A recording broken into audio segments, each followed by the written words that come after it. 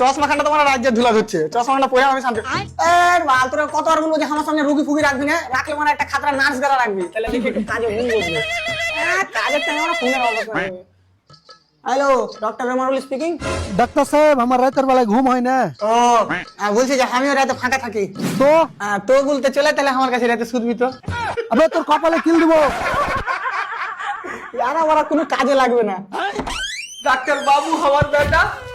वाह क्या एक्टिंग कर रहा है। খুবই দুঃখের সাথে বলতে হয়েছে যে তোমার ছেলেকে আমি বাঁচাতে পারিনি। ওরে আমার বেটা রে, আমি জানি আমার বেটা শেষ নিঃশ্বাস পর্যন্ত লড়াই করেছে।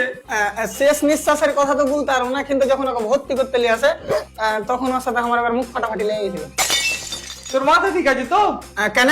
হ্যাঁ হ্যাঁ, আমি এতক্ষণে বুঝতাম না আর বেটা কি করে মরেছে। পাগল নাকি বে? আমি তোর বেটার মুখ দিয়ে রক্ত উঠছিল। তারপর তারপর বলা কি হবে, আমি যে রক্ত গলা বাদ হবে তার থেকে 2-3 প্যাকেট ভরে নিয়েছি আলাদা করে। ये क्या हो गया? ये क्या सुन रहा हूँ मैं? তারপর থেকে তোমার বেটা আর কথাবার্তা বলে না, মানে তুমি তো পড়ে আছিস। ডাক্তার তুই মনে রাখিস, কি? আমি তো ডিগ্রি খেয়ে নেবো। এটা তুই কোনোদিনই পারবি না। কেন তুই বহুত বড় গুন্ডা নাকি? হ্যাঁ, আমার ডিগ্রি তো মানে দূরে খাইলেছে।